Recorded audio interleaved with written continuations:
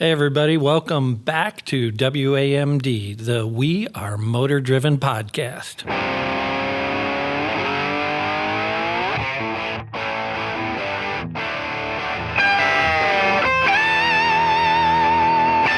Hey everybody, welcome back to the We Are Motor Driven podcast. I am Jennifer with Auto Exotica and The Median, and with me today we have Brendan Appel from Sons of Speed, we have Harvey Briggs from Rides and Drives, and Paul's here too from Sons of Speed, but he doesn't own a pickup, so I don't even know what he's going to contribute today.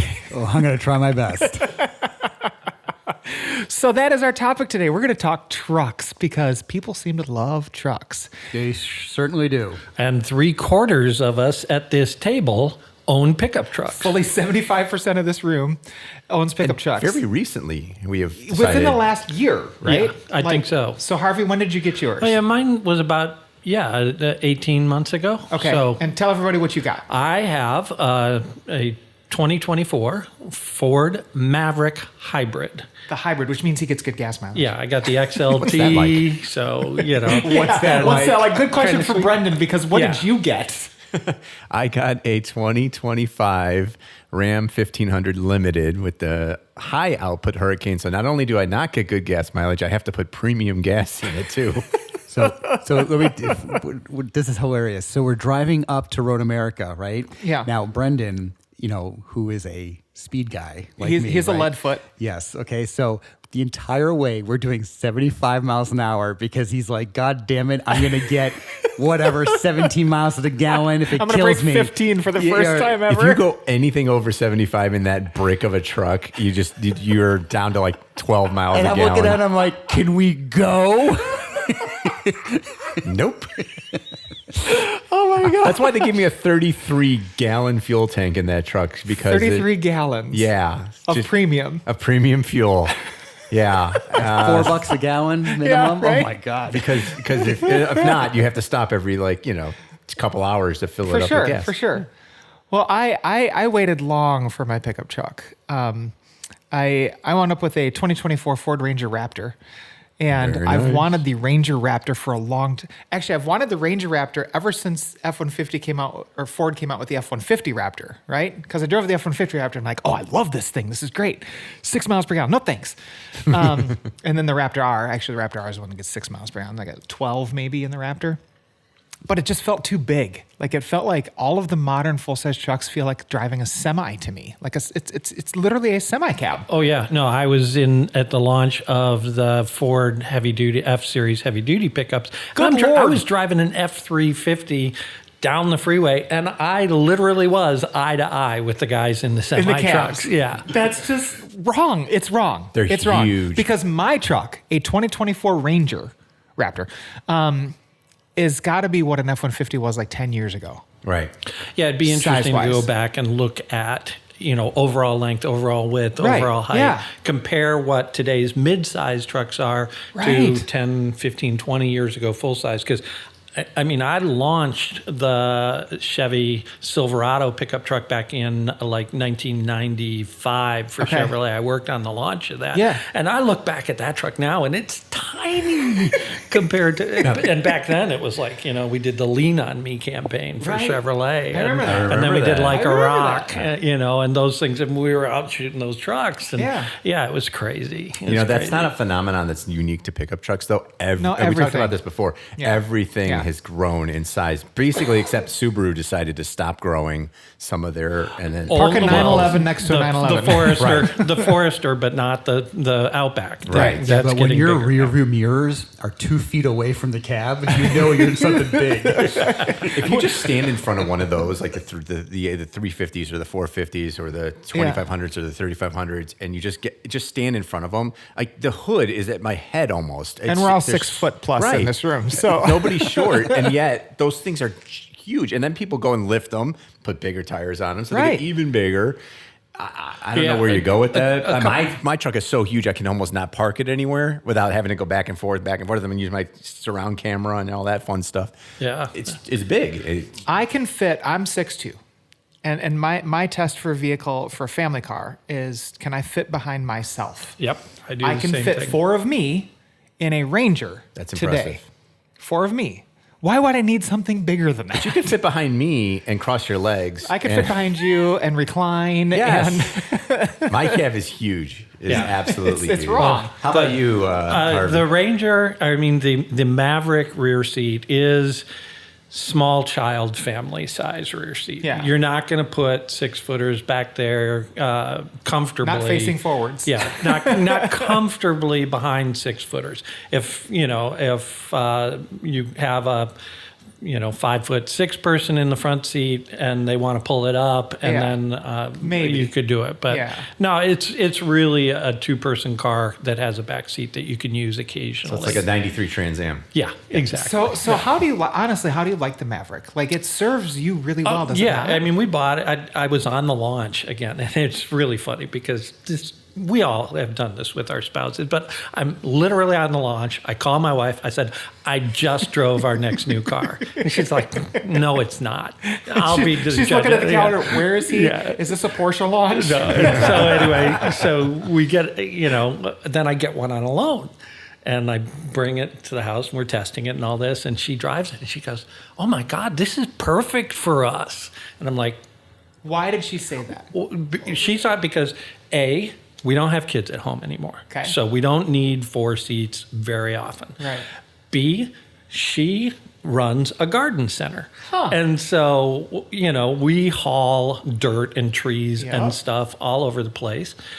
C, we live in Madison, Wisconsin, in the city. So it's, I don't have a farm. I'm not hauling anything heavy. I'm not towing a boat, any of that. And we had SUVs and all that, and I got tired of all the mulch in the back and the rest of it. And this just fit our life really well. And then the bonus is with the hybrid, I get 45 miles per gallon in this thing. Yeah. Sorry, joking on that one. Sorry about that. Brendan's okay. So it's fine. I mean, it's honestly, it's a great in-town, hobby pickup truck for someone like me. And, if you're a painting contractor, say, fine, you can get some accessories, put your ladder on top, throw your 5 gallons of paint in the back. You don't need an F-150 to do that. No, you don't. Right? Probably not even a Ranger. Right. And my wife, she loves it. She slaps her company's magnetic stickers on the side when she pulls up to a job site and, consults with people at their thing. So it works out really well for us. It's just, it's probably the most rational car I've ever bought in my life. That's a good way to put that. Ironically, I think I say the same about mine. Now I bought it as a work truck, Right. and so it's fast. Yeah. And we did the it's Ford good. Performance boost on it, so it took it up 45 horsepower and 100 pound-feet of torque. Right. Not So it's the same engines in the Braptor, the 3-liter EcoBoost. But it's so funny. So we haul cameras, and you're mounting cameras on the truck, and using it as a camera platform, and so it's a great thing for that. But I had it 1 week. I'll tell you the whole story. We'll come back to this, but I had it 1 week, and then moved somebody. Immediately. My son had to move apartments. I had it 1 week, It's and then I amazing. moved somebody. All the friends crawl out of the woodwork, say, "Hey, can you help me move?" Didn't you buy a pickup truck? Yeah. So let me tell you the story about this pickup truck, right? So I've wanted a Ranger Raptor for a long time. Europe's had them, Australia's had them, and it was a diesel with like 600 pound-feet of torque and like 300 horsepower. But it did the off-road thing fantastically. And I'm like, I will take that because that'll still get decent gas mileage. Of course, America hates diesels because people are dumb, but we've got a decent engine here. So my local Ford dealer, I've bought a few cars from them over the years, and they knew I wanted this. So I was going to get the very first one they could get. So I did my build. Like, this is 2 years ago now, right? It went into production the first week of March 2024. And those are built in Detroit, okay? So I'm thinking, he told me it'll be here at the end of the month, maybe the first week of April, because it takes about a week to build these things. So April rolls around, no truck. End of April rolls around, no truck. I email my sales guy. I'm like, hey, have you heard anything? He goes, no. It shows it's sitting on the lot at the factory, not at the dealership, at the factory, right? It showed up the last week of July. What happened? All we could figure, nobody ever said anything, but all we can surmise from this is it was waiting on some chip, right? Because there's the chip shortage and all that sort of stuff. Yeah. But here's what they did. It was delivered to the dealer with a broken tail light. Oh, thanks. All of the trim around all of the windows was damaged because they had packaged it for shipping and let it sit at the factory for 4 months in the sun. Oh, no. So like all the trim pieces, and he goes, Jennifer, I'm not going to let you take delivery of this truck till we fix all this stuff. So that all got done. The parts finally came in. I picked it up in December. Oh my gosh. December. From end of What in March. the world? So it was like it was like buying a Porsche, an exclusive Porsche. Like, yeah, I've got my allocation. I've designed it. I've built it. You wait 2 years, You know what's a common and this table is with the three of you? Yeah. Is you've all waited way too long for a Ford product. Yes. Well, yeah, and I mean, I had the same you thing waited with a mine. long I had time to for wait a yours. long time. I mean, if I had ordered it when I first called my wife from the Right, launch and right. said this should be our car, but I waited till she decided she wanted it. 'Cause you're a nice Because gentleman. And that kept pushing you back. And so what happened was by the time I did, they were sold out for the Right. 2023 allocation. Right. And so I had to wait for them to You didn't open. want that first year production. Anyway. Yeah, so I had to wait for them to open up the order book for 2024. And the minute they did that, we got in line. Right. I got a heads up from Ford saying, "Hey, they're going to open up next week." So I called my dealer and I said, "Hey, they're going to open up orders." And he's like, "How do you know that?"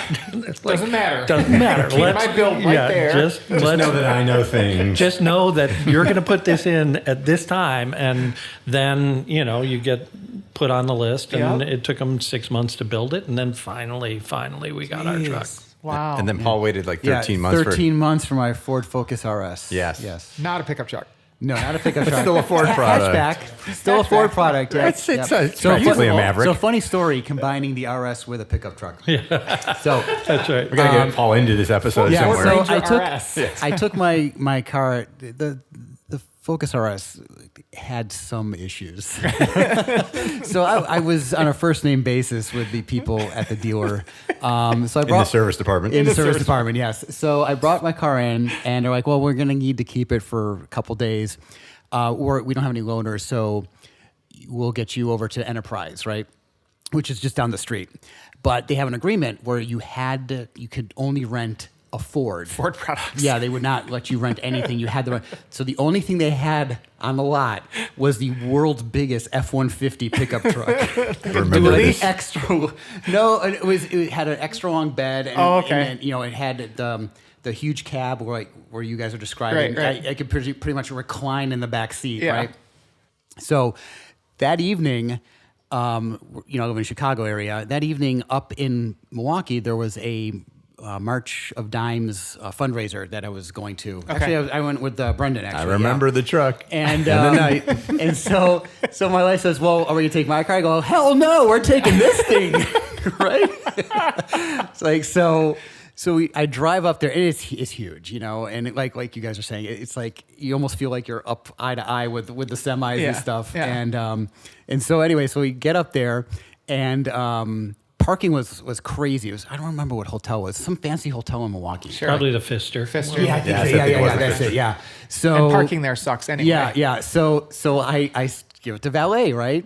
And so we go. It was a great evening, lots of fun, great food, great drinking, and so I get back and I'm like, I give my ticket to the valet, and it's sitting in the front, and I'm like, wow. I'm like, I even said to my wife, I'm like, maybe they knew we were coming, or they pulled it out sooner or Right. something. He goes, no, we couldn't put it anywhere, so we left it out in the front all night.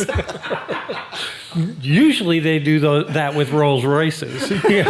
So yeah, or a Lamborghini or something, right? No, they had the F-150 out. Unintended benefit of having a gargantuan vehicle. Right. Yeah. So speaking of, tell us about your Yeah, vehicle. so why did you get a Ram? Because that shocked me when So when Brendan bought this, we have a group chat between all of us, and he just sent us this random picture of a Ram, and I'm like, the hell is this? Exactly. Are you testing a Ram this week? And he goes, just got this. Like, for the week as a Yeah. press car? No, I just got this. My Brendan- face fell off I'm when sure. I saw that picture. I'm like, Brendan Yeah. got a pickup truck? Right?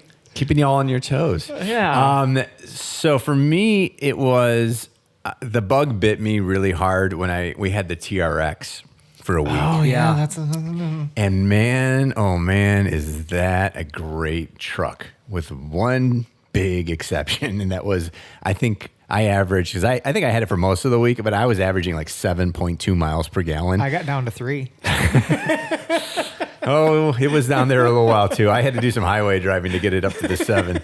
But man, was it fun. You know what it was? Yes, it was large, but it was a commanding view of the road. Yep.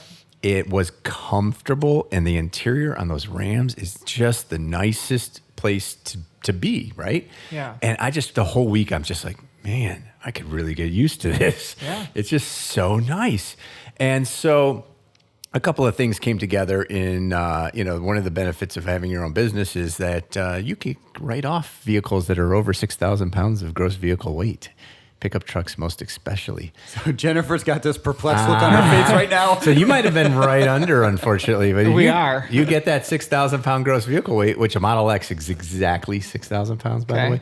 But anything greater that it's a big tax write-off. So I bought it right at the end of last year.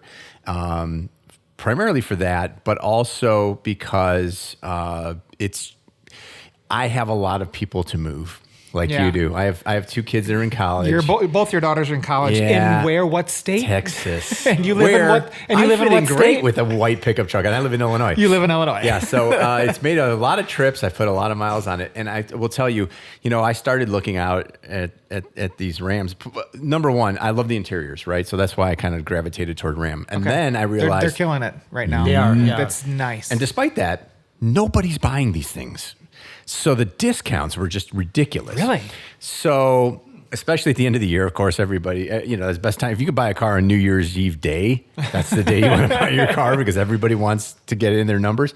So I was close to it, but it wasn't quite that close. But it's, for me, I looked at the Bighorn, which is kind of like the middle low end. It was, a little more reasonable.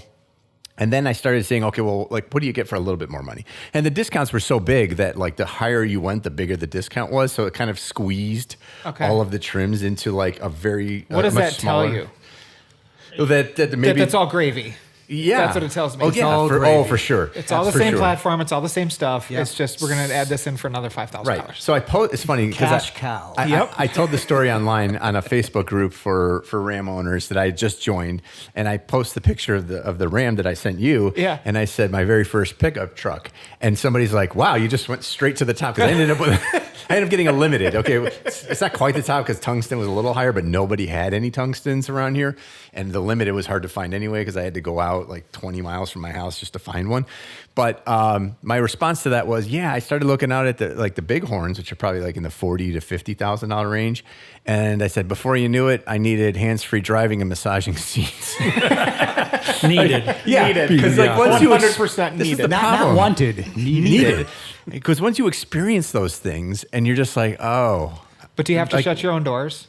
I do have to shut my own doors. That is a problem. And as we talked about on our other episode of technology, the rear windows don't go up and down automatically, which is just frost my Neither do mine. ass. Just frost me. It does. But everything else, man. So going back and forth to Texas with hands-free driving and just in massaging seats and heated seats and the comfy interior and the comfortable seats, there's no better way to travel. And Uconnect is a great technology platform there. It is. Oh, yeah. I think that's... It's quick now. Yeah. Oh, and speaking of quick, it's 540 horsepower.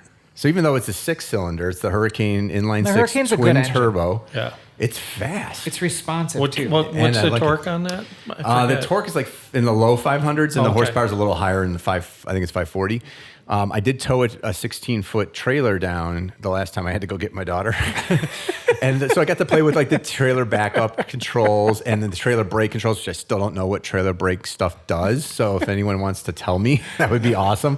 There's so many things because I got a trailer tow group package with this thing, and I don't know what half of it does. Yeah. Right. Because I am so new to pickups. That trailer brake stuff is if you have a trailer with brakes on brakes. it, Yes. you set that so that it balances the trailer brakes and the truck brakes. Great. I appreciate knowing that now. There you go. I wish I would have known it. But it really, everything is there. All the plugs are there. You can actually hook up a camera and stick it on your trailer, and it will feed into your main infotainment screen. There's so many great things about it. But the most thing of the thing, So I kind of needed a winter car anyway. Yep. So, and then I needed something to be able to move my kids around, which I could have rented one every single time, but I think that just gets old and problematic. And then if I have to bring all of this Did stuff you buy back, the trailer too, or did you rent the No, trailer? I rented the trailer. That was a U-Haul rental. Because I was just going to say, we're getting to the point where you could have just bought a second home in Texas. Right. And just Believe me, I've shuttle done the stuff math. back and forth.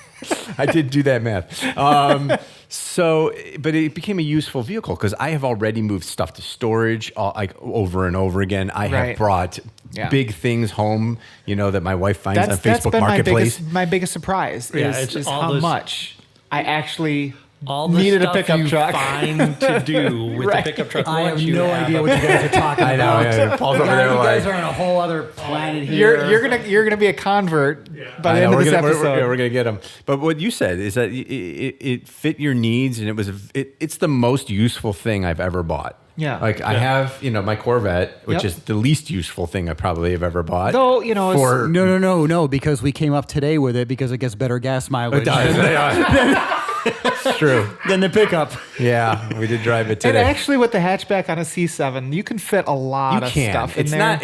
It's not useless. I used to pride myself. I loved doing this. So I shop at Woodman's. People outside of Wisconsin may not know Woodman's, but it's a big like warehouse grocery store. They have everything under the sun, and like my son worked there. It was his first job, and now he has a second job, and the only other job I'll ever have. So it was like his first and only first. You get the point. But when I first got my 981 GT4, trunk and frunk, right?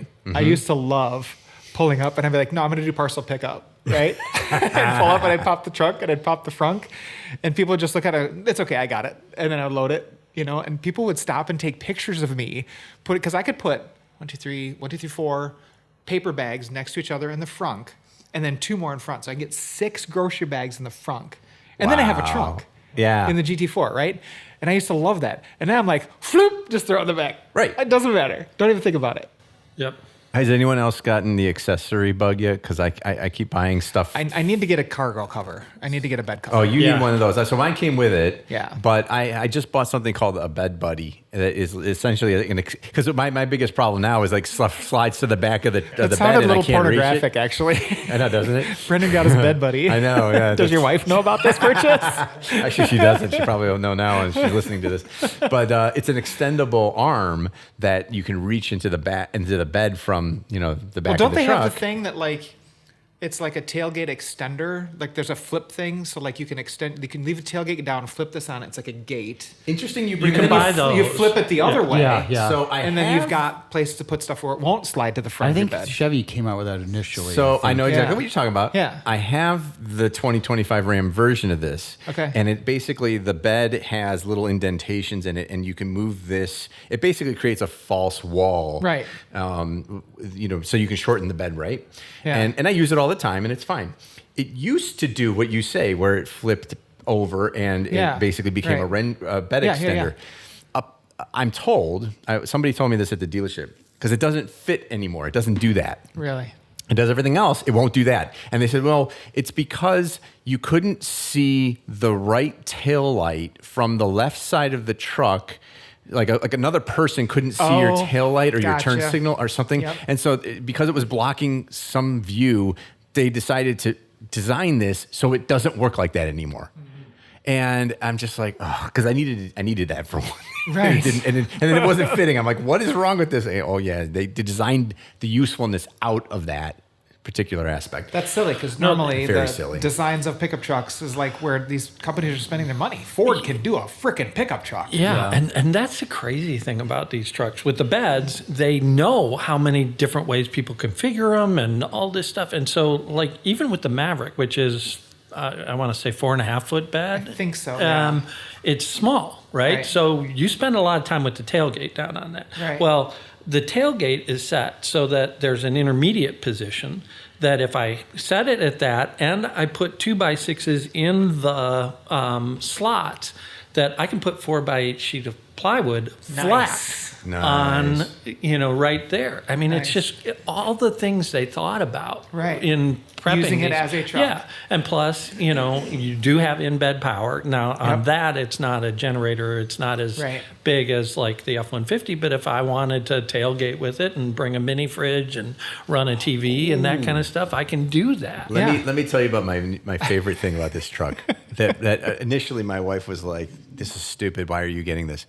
Ram boxes. Oh, Ram boxes. I have Ram boxes. To me, that is I don't can you explain what understand this why Ram box they're is? the only ones who do I don't it. either. Copyrighted, It's- patented, something. I don't know. Okay, so for Paul's sake, because he's not the truck guy, And anyone else who's listening. and everyone else who doesn't know. Who isn't a truck person. So basically, my bed goes straight up from the inside of the rear wheels. That's where the walls of the bed are. Now there's space between the inside of the rear wheel and the outside of the truck.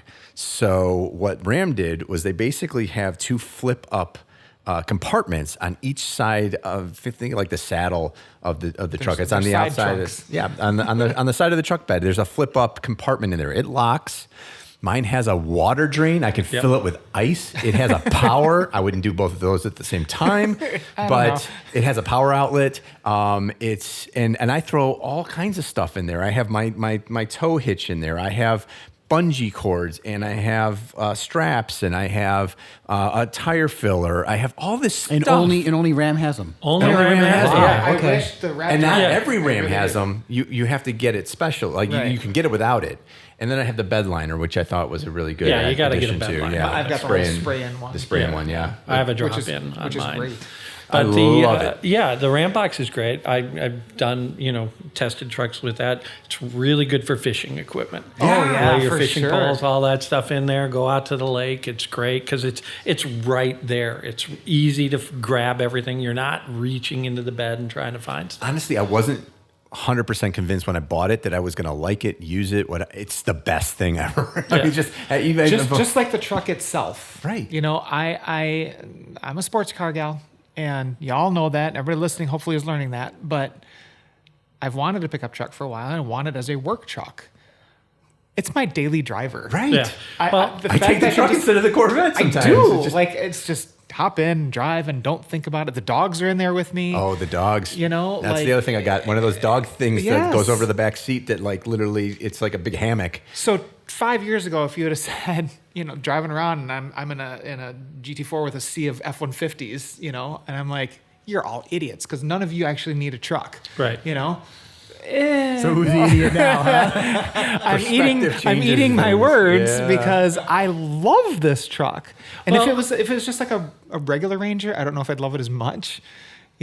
As the Raptor aspect to it, driving over curbs, just doing stupid stuff because I Yeah, have a no, truck I and I mean, can. Let me tell you, that's the You best can thing. you can fly with that truck. I can fly with that Not truck. worrying about potholes anymore. I know. Like And you railroad meant- tracks. Railroad Railroad tracks, tracks. yep. Oh my gosh, even curbs. Yep.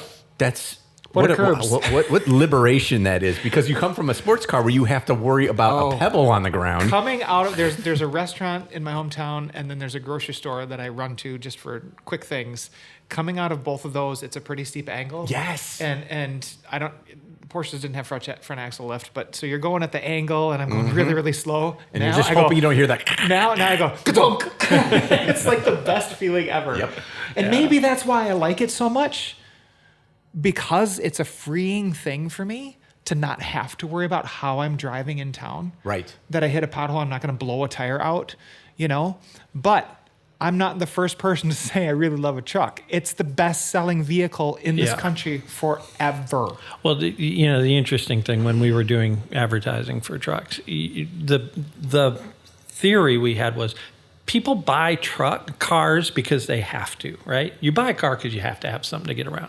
You buy a truck for a need. There's something you're going to do with Yeah. that truck.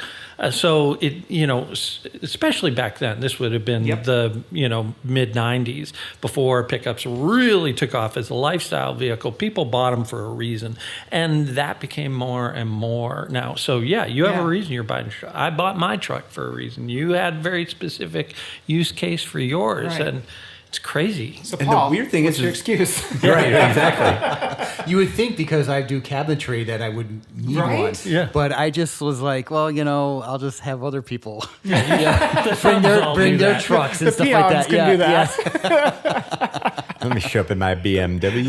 Yeah, which I can't fit much in the trunk No, of that you thing. can't. No. No. But the nice thing is that there isn't one truck or one truck Right. size. So Right. here we have three completely different size trucks. You've got the compact, you've got the mid-size, I've got the full size. They're You a need bigger, the Super Duty. Well, and then not only do you have different sizes, but then you've got the different trims that are Right. very different personalities. So like your limited truck is very much like the boss's truck, Right. but you can Highway get cruiser. a Rebel version of that, Yeah. which is a fun, kick-ass, Right. truck. Same, you get the Ranger Raptor, but Yep. you can get an FX4. Right. All different types of things. So they're Different very cabs, different customized. bed lengths, different cab size. I think Right. my favorite name besides some of the ones we've already mentioned has got to be the new Maverick Lobo. Yeah. I don't know why. That just, Lobo. it just puts a Lobo. smile on my face. I don't even know Did why. you autocross that at the I did not rally? get, you know why? They pulled it off before we got there. I think. They saw you They said, coming. no, some brake issues. Yeah. No, they saw him coming. Yeah. That's all that was. Yeah. That's the story. Well, and we're I sticking want to with talk more about the sales of it. And so we have a special guest today who I'll let introduce himself. It's Aaron Bragman from Cars.com. And so if it's okay with you guys, let's bring in Aaron. I am Aaron Bragman. I am the Detroit Bureau Chief for Cars.com. I'm based in Ann Arbor, Michigan. Go Blue.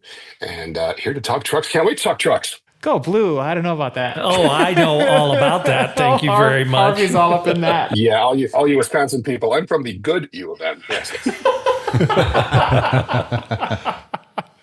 So, Aaron, I think I may have shared this with you, but I waited a long time to buy a pickup truck. I've always kind of wanted a pickup truck, and actually, technically, we did own a Ford Lightning when they were not the electric trucks. Back when the Ford Lightning was a cool truck. The one with the V8 or the one with the 6? No, the 6, right? It wasn't 6. It was a V8. They're both 8s. They were both 8s. Yeah, that's right. One was forced induction, right? Yes, but we only had it for like 3 months. So typical Jennifer. Typical turnover. Jennifer, yeah. It's like, Sorry. in fact, for Jennifer, that was a long That time. was a long time back then. But anyway, the Ford has had the Raptor here in the States, which we all love the Raptor, especially the Raptor R, except I wish it got better than 6 miles per gallon. But the F-150 Raptor these days, to me, is like driving a semi-truck with a really big motor. And I have for years drooled over the Europeans and their fortunate lives to be able to have a Ranger Raptor, which finally was brought to the States. So my local dealer knew I wanted one of these like 7 years ago. And then as soon as they get one, they built it. And it was a long, arduous story. You can listen to the beginning of the podcast to find out about that. But I love this thing. And I Enjoy it? regret not having a truck sooner because normally when I'm driving through town, it's like every pothole you got to swerve to avoid, every railroad track you got to slow down. I jump railroad tracks now, and I freaking love that and not have to think about it. Is that why people sell so many trucks? Like we want to know the sales, and all 3 out of 4 have bought trucks. So I think partly. I mean, all of you have bought a truck now, so all of you had your different reasons Right. for buying a truck, and that's kind of something that I think a lot of people in foreign markets don't quite understand. As they look at the American market, as the love of trucks here has this like monolithic idea of why people love trucks. They just want something big and they want something brash and in your face and whatnot. And in many cases, that is what people do want. And the trucks have replaced things like personal sports coupes over the years, over the last like 20, 30 years, really, in terms of the vehicle that's your personal expression, that is really the thing that's your style, that you want to convey to other people what you are and what you and how you feel. But every one of you bought a different kind of truck Right. for different reasons. So that really, I think, is more the idea of what the truck market is in the United States, and that it's so varied. It's so personal in terms of what you use it for, what you want it for. You got a Ranger Raptor, someone else in the room got a Ram, someone else got a Maverick, which is mostly a truck, sort of a truck, kind of a truck. That's me. I love the Maverick. First of all, I think the Maverick is fantastic, and it's probably as much truck as 70% of, that's a completely made up number, 70% of the American public actually needs at any given time. Thank you, But Brendan. But that's just it. I mean, everybody has a different reason for getting a pickup truck. And it's really more about your own personal needs and your own personal desire to have something that will fill those needs. And that's the beauty of the truck market in the United States, is that you can find something specialized in your price category, in your needs fulfillment category, to do what you want it to do. So when did the sales numbers for trucks, like the F-150, Ford's talked for decades about the best-selling car in America is the F-150. Yeah. Has that, like, how many years has that been the case? Has it been like 100 years? No, it's been, I think it's been over 50 years at this point. It's like that. I don't have a precise number of how long that's been, but it's been the best-selling vehicle, period, in the United States for a very long time. And that's because, again, of its versatility, in that it can be the F-150 Raptor off-road Baja truck right out of the showroom if you wanted to. It could be the work truck that you need it to be. It can be a family hauler, a grocery getter. It can be it could tow your boat and then, get mulch and then take everybody on a night out of town. So it's the variety of things that the F-Series and any big pickup can actually do is really kind of the secret to its success. And the fact that they don't have the same kind of limitations here that you do abroad in terms of parking space, being able to fit it down a B road, being able to park it even in a major city. It's getting more difficult as these things are getting a little bit more, bigger and stupider in terms of their size. Yep. But America is big. We have a lot of space. We tend to fill the space with bigger and bigger things, and that's really why trucks has been as successful as they have. I mean, F-Series, it's been America's bestseller for a couple of reasons. One is the variety of things that it can do, and the other is the fact that Ford has their finger on the pulse of what their customers actually want to do with it. In many cases, well before they even themselves know, the customers know what they want. And so that's really been Ford's secret to success, is coming up with new and interesting technology and usability ideas. I put them at, if not the forefront, very close to the forefront of coming up with new and interesting, useful technologies in their trucks that once people experience them, they go, God, that's amazing. When you look at their trailer control systems, their trailer, pro trailer hitch assist, pro trailer backup assist, these functions, they didn't exist until you had like sensor proliferation of these vehicles for all kinds of radar and autonomous driving things. But once they put it all together and they saw what they could do with it, they're coming up with ideas that are incredible that other people are racing to catch up to. So Aaron, Brendan here. What I'm hearing you say is two things. One is that the F-150 is the original gangster of modular vehicles, and that they started with a platform that you can essentially turn into anything you want and serve a lot of purposes. And then number two is that it's also like the Halo car. You used to think that Cadillac was GM's Halo brand, and then all that technology would sort of trickle down to the other brands over time. And then in Ford's case, a lot of that technology originated instead in the F-150 and in their pickup line. And I've used that, a lot of that trailer backup stuff on my Ram. I will admit that I didn't know how to use a lot of it and probably still don't know. I think there's more technology there that I know how to use as a new pickup truck owner. So if they could do anything better, it would be like show me how to use all of the cool stuff on this thing. But what I did learn and figure out was actually pretty cool.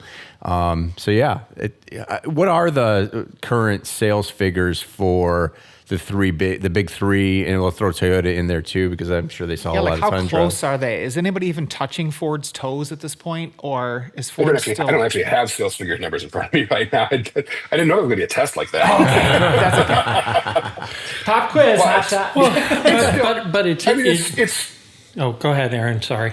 I mean, it's still half the market. It's half the market at least in terms of truck sales in general. They still sell in hundreds and hundreds of thousands, if not millions. It's also hard to sometimes pull some of that out because a lot of the automakers will combine light duty and heavy duty truck sales in terms of numbers. So you can't necessarily pull all that out, but they are still half the market in terms of what people are buying here.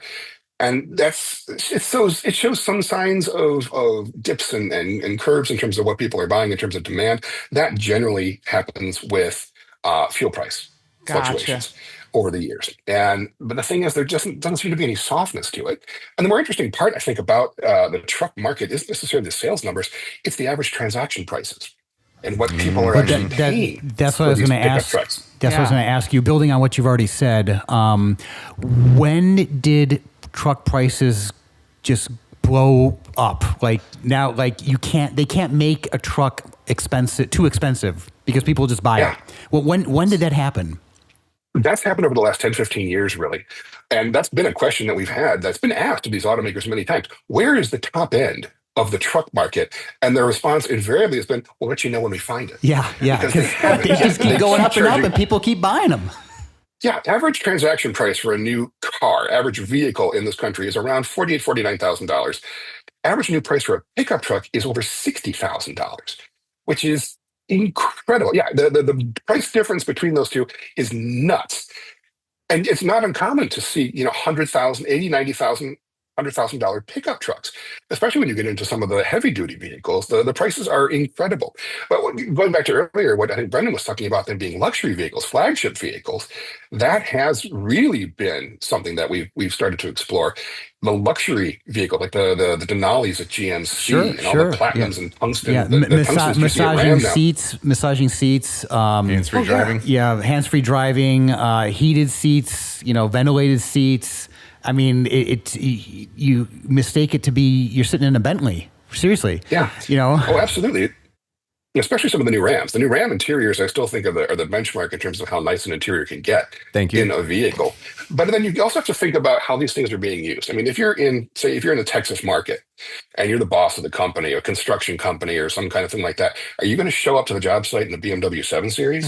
Or are you going to show up to the job site in, your brand new GMC Sierra Denali with all the bells and whistles and everything like that can cost as much as the 7 Series, but is much more in keeping with the aesthetic of where you live and the people that are working for you. So they've become the luxury flagship vehicles even more than the big SUVs have. And as the luxury sedans, American luxury sedans, have all fallen away, this is really what's replaced it.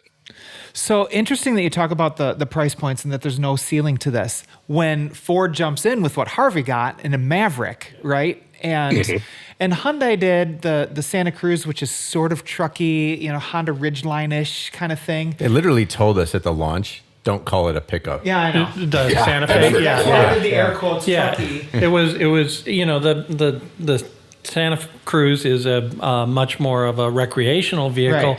Right. Lifestyle. Maverick, even though it's unibody, it's still a truck, right? You can use it as a truck. Where, and I think Ford really wanted that distinction. And the other thing, when you do talk about prices, and Aaron, I you were alluding to this, there's no end to the top end. But man, when they come in at the bottom with an affordable pickup truck, they can't keep them in stock. I have connections, and it took me 18 months to get my Maverick. So, it's crazy. Well, what's the small Nissan pickup? Frontier, right? The Frontier, And aren't yeah. they doing aren't they coming back with a two-door manual Frontier pickup? Isn't that coming? I hadn't heard I that. haven't heard that. Yeah. That would be That'd great. be nice to have. But wasn't it, I forget who it was a couple weeks ago said, we can't sell a pickup for less than $40,000 anymore. It was the Ram CEO. Yeah, Ram. Right. He was asked, why can't you build us a full-size pickup truck with, just under $40,000? And he said, well, when you add all the things I have to put in it, We're not going to make any money. we can't make any money. Yeah. Because of the federally mandated. That's an interesting part. And I think that's something that we in the United States are unfortunate in that we don't have the access to these kinds of things because cheap pickups exist all over the world. I mean, you go south of the border into Mexico, Central, South America, there are inexpensive, cheap and simply made pickup trucks.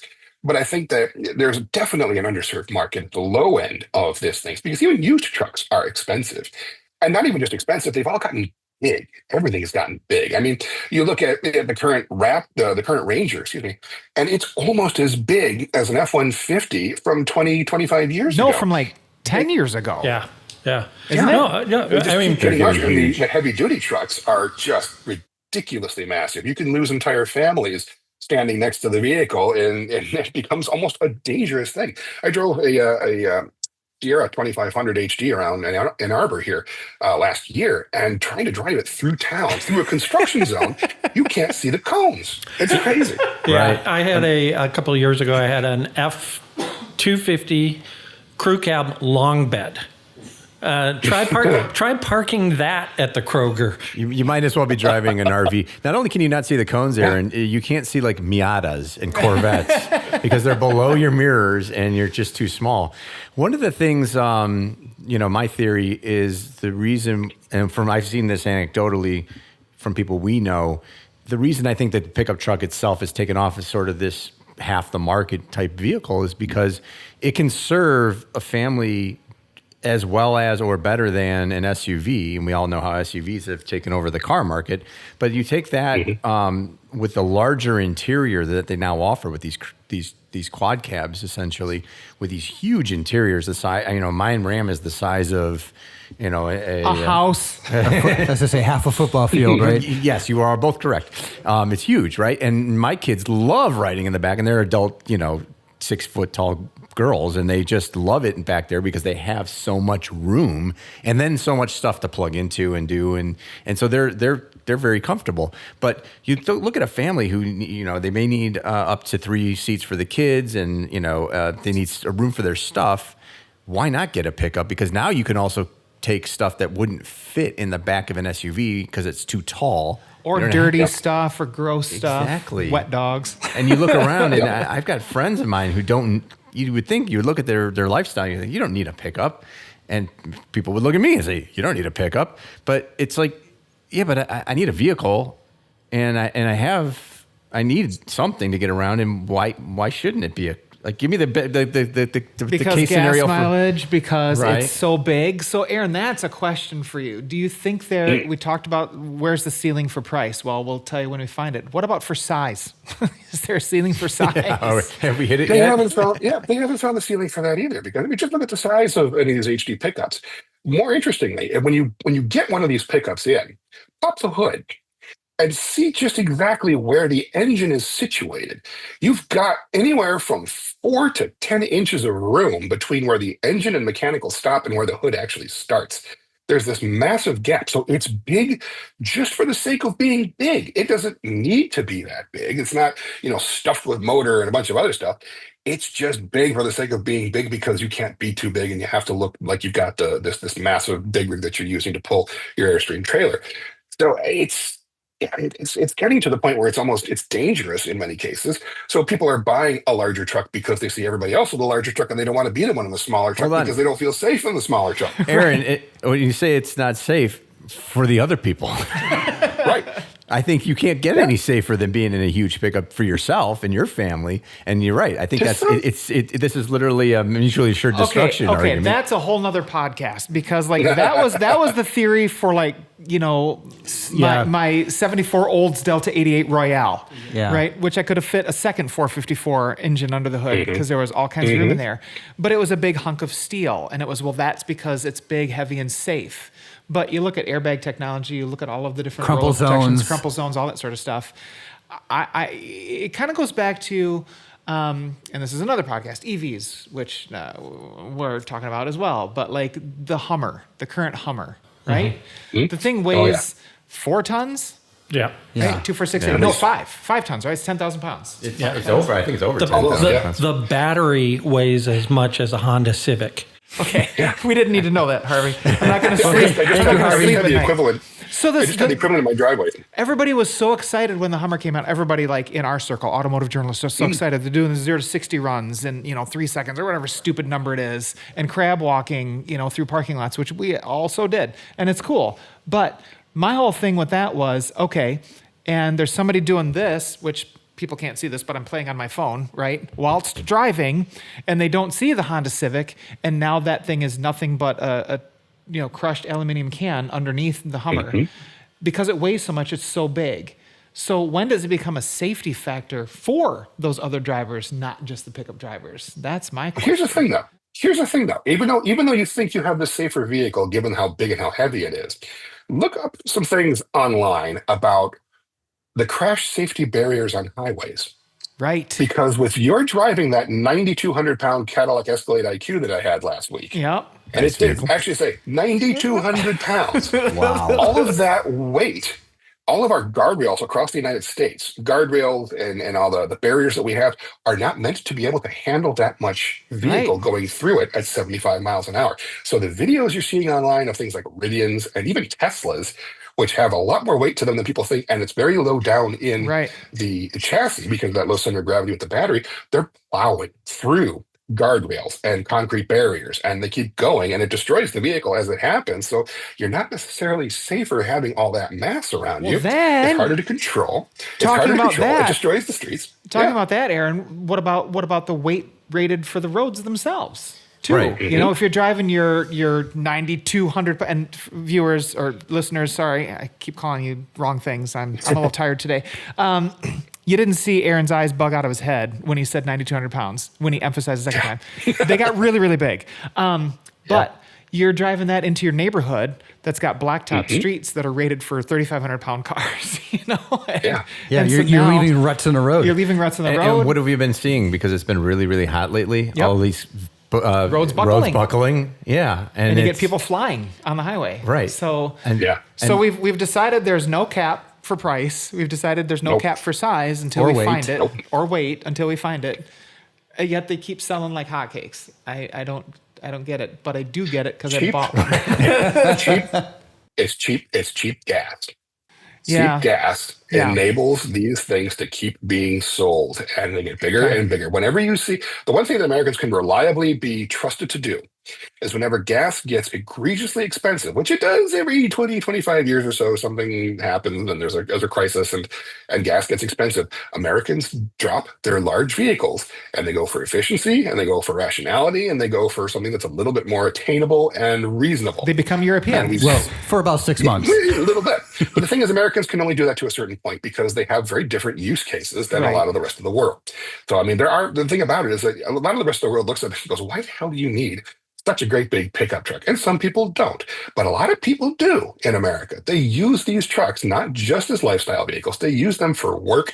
They use them for business. They use them for real legitimate purposes that they still do need these vehicles for. Now, do you need something that is that enormous, that is that powerful, that you can't see out of, that is a danger to others? Probably not. We've gotten along without that for many, many years, and they get bigger and bigger. But in the past, they weren't that big, and people got along with them just fine. Right. So there is, I think, room for downsizing. There is a little bit room for rationality. If we see material prices go up again, if we see gas prices go up again, I think there is the possibility you could see things downsized to Okay. more reasonable levels. But until that happens, this is what we got. Do you think this is going to be my last question for you? The guys might have other questions, but do you think that we will ever see a resurgence of sedans, family sedans, against the pickup This truck question- market? I got the question the other day because I recently purchased a 2002 Ford Thunderbird.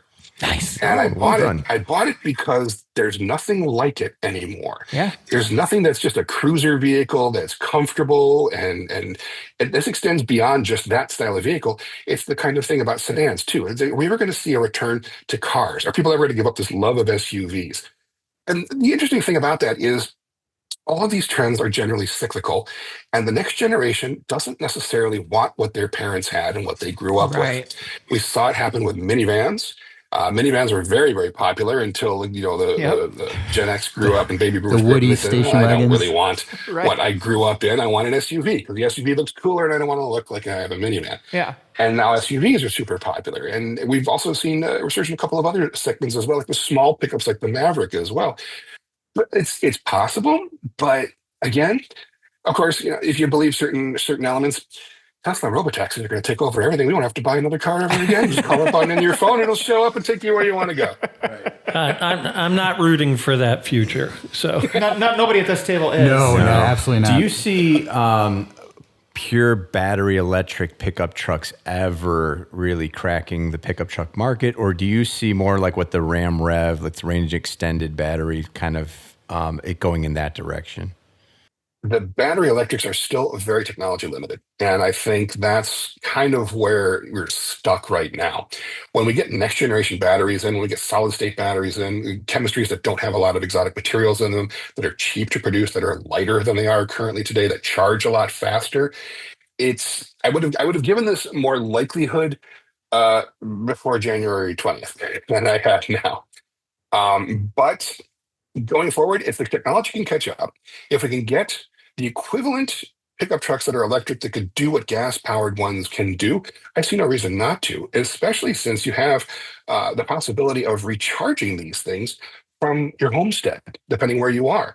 I mean, if you've got a rural community that's, where gas is starting to get expensive because of just logistics of getting gas to various places, but maybe you have a farm, you got a lot of room for solar or wind or whatnot, you can plug your pickup up, you can plug your pickup in wherever you are, recharge it, and it'll do what you need to do. Then there's no reason not to. But the price has to come down, the technology has to catch up, the use has to equalize between what an electric pickup can do and what a gas pickup can do. The Ram Rev is an interesting idea, having that onboard generator acting like a range extender. That's really probably where they should have started with a lot of electric pickups in order to ease the transition into that alternative technology fuel, but they didn't, and so a lot of it has some stigma attached to it. They've seen some acceptance already. There are a lot of people who love their electric pickup trucks, and they can do things that normal pickup trucks can't. If you've ever towed with a Ford Lightning, a new Ford Lightning, it's fantastic. It is an absolutely magical experience. Instant torque, absolutely quiet, beautiful to drive, planted. That low center of gravity with the battery actually helps things in terms of stability. The problem is it can only go half as far as a gas-powered vehicle, and then actually recharging it takes longer. And doing it in a fast charger is difficult because not a lot of fast chargers can actually accommodate a trailer. Pull through. Yeah, So pull through. yeah. So the infrastructure has to catch up.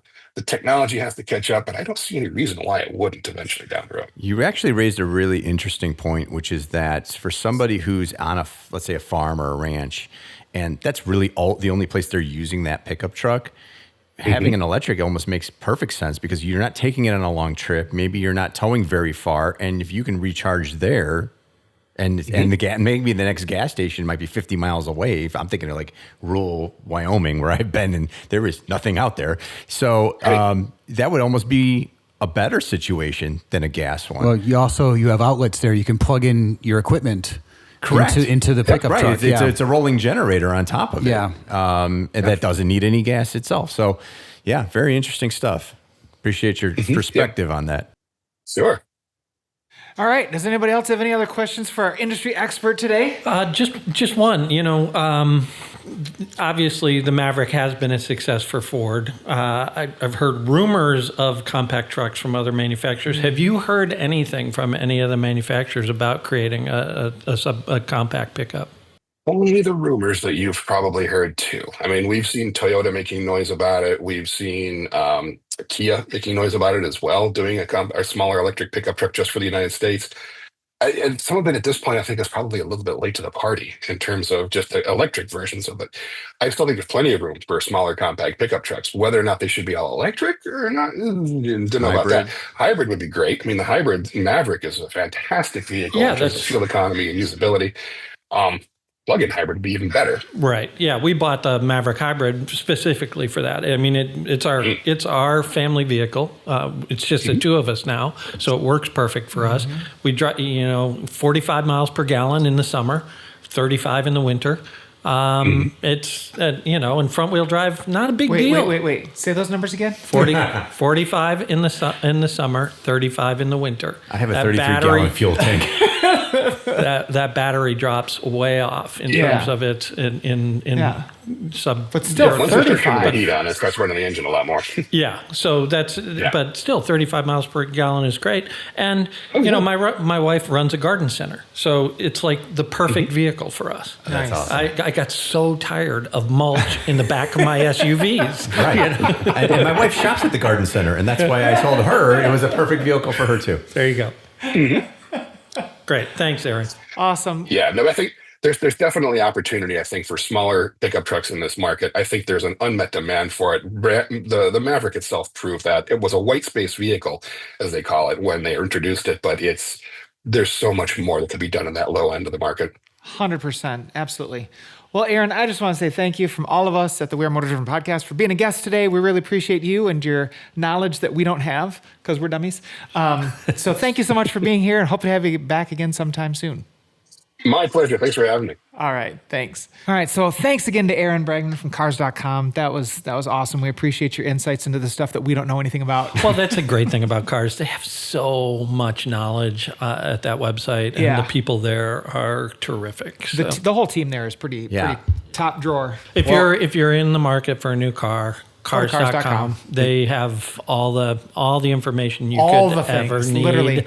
Every to really spec, everything. Yep. Well, and honestly, it's the first place I go to whenever I'm pricing any car, especially new ones. The nice thing about it is that put in whatever you were looking for, and then do a nationwide search, and then sort it by like cheapest first, and see what kind of discounts are going on in different parts of the country. Yep.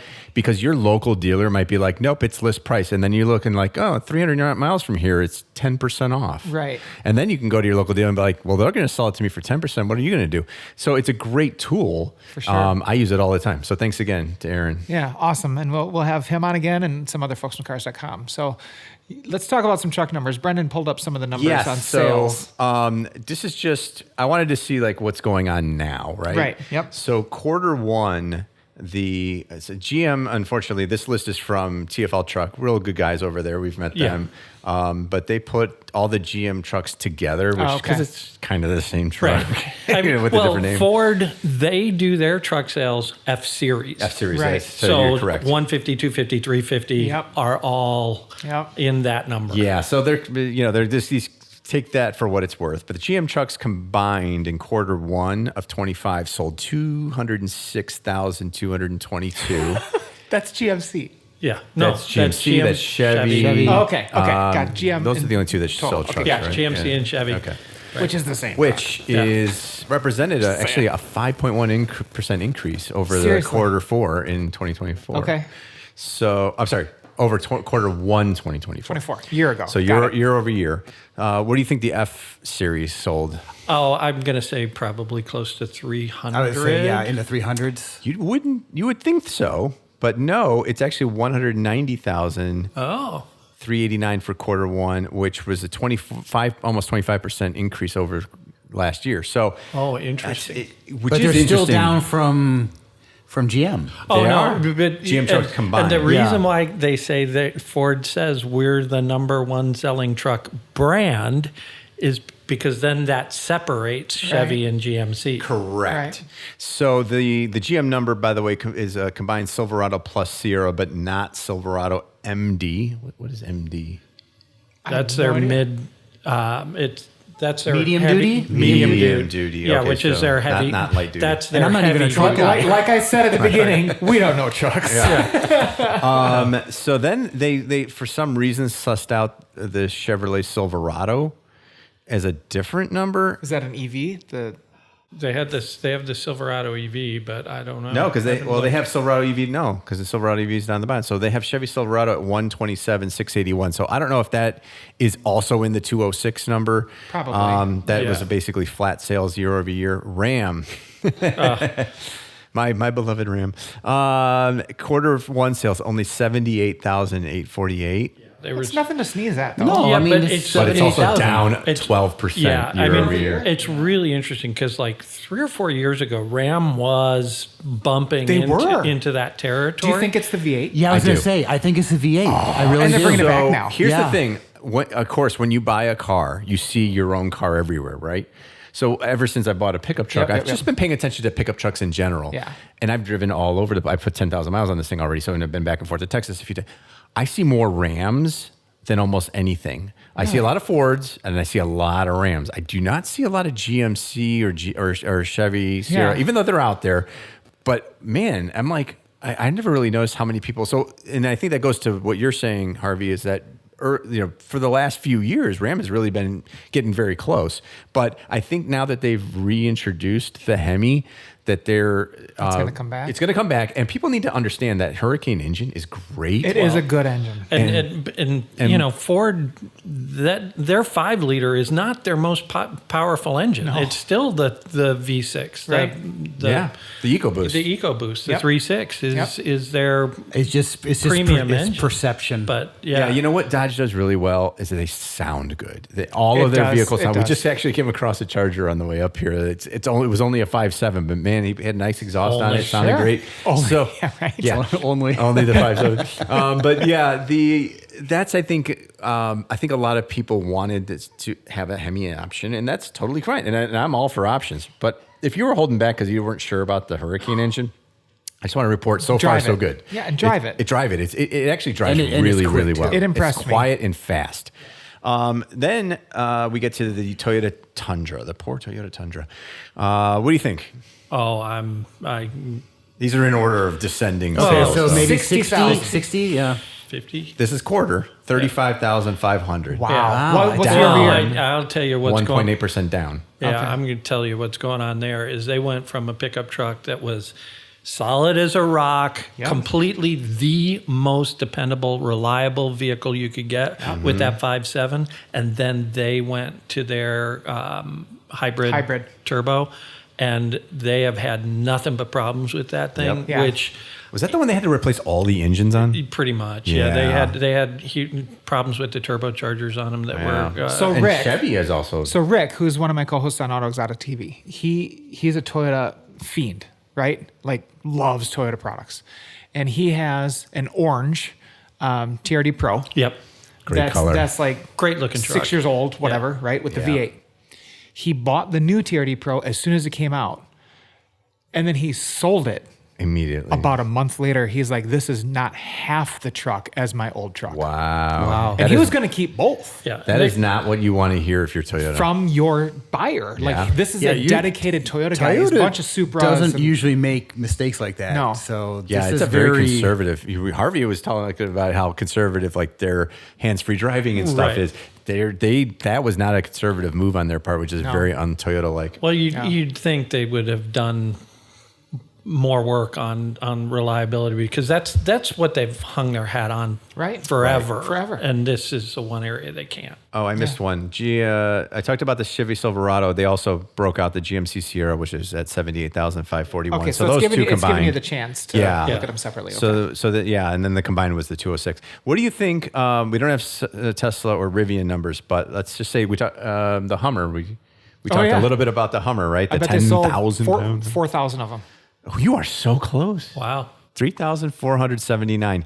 108% up from the previous quarter last year. Wow. And who's buying it? I want to know. I do wanna don't know. want to know. I don't want to meet that You know guy. what? Don't live by me. If you bought a Hummer EV, tell us why. I want to know. We are very, okay, very. there you go. That's a we would like to question. know. Yeah. Silverado EV, less than. It's funny because they do this less than. I'm not sure why. Less than 2,300 units. The Titan? the poor Titan. Oh my gosh! I totally Well, forgot that's that was done even on the now. list. I know it's kind of dumb. It's done 1,500 now. units, 62% drop. And the Sierra EV was at 1,249 units, but they're not building any of them anyway. So right. it's like total trucks for a quarter, first quarter 2025, half a 516,000 million. units. That's For one full quarter. size. That's full size pickup. Yeah, that doesn't count my Ranger. Doesn't count your Maverick. 7.4% up from the year Or Paul's before. future vehicle, whatever it might be. Oh, getting back to the Hummer EV, somebody went to a level 3 charger and put his credit card in or whatever, plugged it in, Denied. and no, to fill it because he was almost empty. Yeah. To fill it, charge it all the way up. Yep. I think he said it was $78. Okay. So that's almost like what it would cost Put a tank of gas. for a tank of gas, you know? So Well, and that's what they say is that charging an EV on the go is as expensive or maybe even more expensive than gas, but then you're hopefully At your charging home it at charge, the yeah. house and making up Right. the yeah, difference. yeah. Yeah. That's a whole other podcast. So thank you, Brendan, for looking up those sales numbers. You're very Appreciate welcome. That. You mentioned accessories earlier. I did. And I haven't jumped on the boat yet. I do need a cargo cover, but I'm particular. I want something that's watertight, obviously, because we put camera gear back there. I want it lockable, and I don't want you to be able to cut through it, right? So it's going to be So one of I those know sort exactly of what you're looking flippy for. things. I don't want a rolly thing. I don't Right. want fabric. It's got to be one of those flippy things that's hard, whatever. It's got to be able to lock it. So Toys for Trucks or something, I need to stop and just look. But the thing that my truck has that I love and I play with it all the time, but it doesn't do anything, are all the accessory switches up on the roof, right? Yeah. Like Well, I've got that's- 6 of them, Funny and I thing know is- what I want to do. I have none of those. I know what I want to do. I want to put in like Wayland lights. I want some like yellow construction lights so that if we're on a job site doing photography or videography, I can actually like slow down. We're doing something here, you know, Okay. and that would be useful. Is that shooting backwards then toward the bed? It doesn't matter. I can put it any way I want. There's 6 switches, so I could do No, them. no, no, I I can mean, do them like- forward and backward. I can do whatever I Oh, want. cool. Whatever I Yeah, want. you can put, and that's a nice thing about the Yeah. Ranger Raptor specifically is Yep. they put that It's all infrastructure pre-wired. in. It's all pre-wired. I do want a PA system in there too. That would be awesome. So like if it's raining out, I can just turn it on like hey, Ethan, could you a Blues Brothers speaker, put that on top. The Rhythm and Blues Review. could have a band in the bed. Why not? You know? So yeah, I want to get on the accessory thing, but I got to figure out the lights, I think, first, and a bed cover. Yeah, I would. But I don't know what other accessories. I guess it's interesting on the Ranger Raptor. I don't know why Ford does this. There's a bash plate in the front, and Ford Performance Parts sells a bash plate for underneath. Why doesn't it just come standard from the factory that way? Especially since you can fly in the truck. Like, Yeah, why exactly. isn't there a plate Especially protecting? on a Raptor version. Right? Yeah. Like that just kind of boggles my mind. Why that wouldn't be? That's an It's overlook. a money move, probably. I'm sure. It's got to be. I think second maybe only to Jeep in the accessory market Yeah. are pickup Yeah. trucks in general. For sure. I mean, you can go nuts with a Jeep, right? So there are just so many things to get. Right now, I actually have to return what I bought, but I need. This dang thing is so high off the ground. This is another problem. Do you need a with step ladder? Oh, I have deployable. So this is one of the things my wife required. I have the deployable side steps. The bed steps. Yeah, because I did test drive one that had none, and she couldn't get in. It is a little difficult to get in, right? And Like mounting a horse. right, exactly, because you got to pull up, you got to have arm string. I'm just picturing Brandon trying to get in this truck. I'm sorry. Yeah. Well, the problem is not me and my wife now because we have this set. It's the dogs. So I got these collapsible stairs that are really Okay. meant for an SUV to try to get in, and it's Yeah. not tall enough. Okay. So I need a collapsible stairs that the dogs can get in the back seat. You buy this thing and then you kind of need stuff to just to make it work. To make it work, right? Yeah. Good grief. What have you That's too bought? funny. We haven't done any accessories on our truck. We got it set up pretty much how we wanted. I think we are going to look at a bed cover. We didn't get a bed cover on it because mostly we just throw stuff in there, and we don't. In the back seat is not used for anything, so we throw stuff there. But we're thinking about a bed cover this winter for sure. I'm not doing anything with it. I'm not towing with it, even though I did get the towing package. Okay. So I don't need any. You don't need a step ladder to No, get into the Maverick? no, I don't need a step ladder to get into the Yeah, Maverick. you won't. But that's the Yeah. other thing I needed. I had a hitch from my Volvo. Yeah. And when we pulled the trailer, I tried using it. And number one, I couldn't drop the tailgate because it was kind of almost straight out. But then the trailer was on this angle. Yeah, you need one of the drop hitches. So I needed a drop hitch. And I was like, it's like things you don't know you need until you actually own the truck. I could hear some listeners right now saying, "You dummy." And then things you didn't know you needed a truck for until you own a truck. Yeah. Exactly. So I'm on the truck wagon now. I guess 75% of us are on the truck wagon. Paul, we're going to convert you at some point. You got to have one of your vehicles. Cabinet designer, you're going to wind up with as soon as Lexus makes a pickup truck. Right, exactly. I was just going to say, Paul then get a Paul's going to pickup get the first Lexus pickup truck. It's going to be remember when what was it? Lincoln, the Blackwood. The Blackwood, yeah. yep. Well, Ferrari just came out with their first SUV. I guess the pickup truck's not too far behind. Right. If they could sell it for $750,000, you'll see one soon. They'll do it. All right. Well, I think that's enough yapping about trucks today. Listen, everybody out there, thank you so much for tuning in for this episode of the We Are Motor Driven podcast. We hope you enjoyed this one. I am Jennifer from Auto Exotic and the Median, and we have Brendan and Paul from Sons of Speed, Harvey Briggs from Rides and Drives. We want to thank our Aaron Bragman from Cars.com, the whole Cars.com team. Look forward to talking to you guys again. And we also want to thank Porsche North Milwaukee for hosting us in their Porsche design room. You can't see this, but we've got a TV in here because this is where you design your Porsches. And all of us have just been watching the TV while we're talking. So This has been distracting. it's a little distracting when you got 911 GT3s flying by the screen. So It's been pretty awesome, though. because we're car junkies. So thank you, Porsche North Milwaukee, for hosting us today. And until next time, we'll see ya.